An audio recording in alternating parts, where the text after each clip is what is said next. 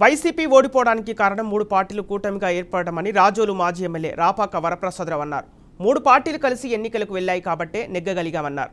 ఇక వైసీపీ ప్రభుత్వంలో 2,70,000 కోట్ల రూపాయలు సంక్షేమం అమలు చేయడం జరిగిందన్నారు.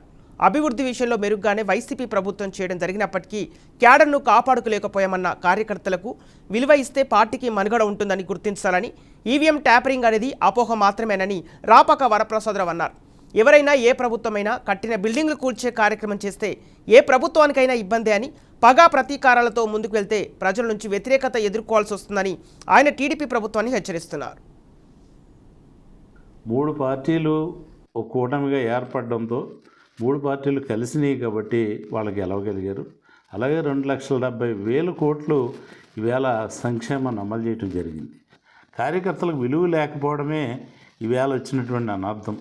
తెలుగుదేశం పార్టీకి వాళ్ళకి అధికారంలోకి వచ్చిన తర్వాత అన్ని రకాల మేళ్ళు వాళ్ళకి జరుగుతాయి.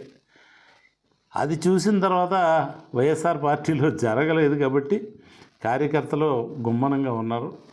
కానీ కార్యకర్తలు హుషారుగా పనిచేయాలంటే ముందు కార్యకర్తలు, వాలంటీర్ల కంటే ముందు కార్యకర్తలకు విలువ ఇవ్వాలి.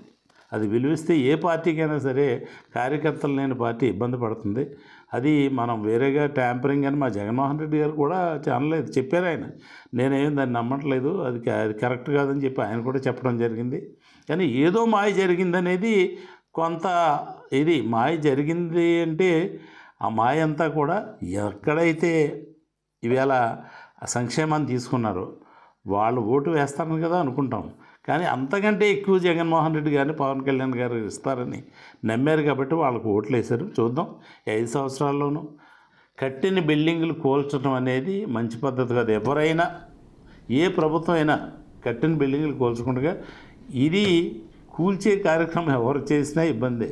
ఎందుకంటే మనం అభివృద్ధి చేసుకుంటూ ముందుకు వెళ్ళాలి, కానీ కట్టిన దాన్ని కూల్చేస్తాం. పగ, కక్ష, కార్పణ్యాలతో వెళితే మాత్రం వీళ్ళు చాలా ఇబ్బంది పడతారు. గతంలో ప్రజల నుంచి వ్యతిరేకత వస్తుంది.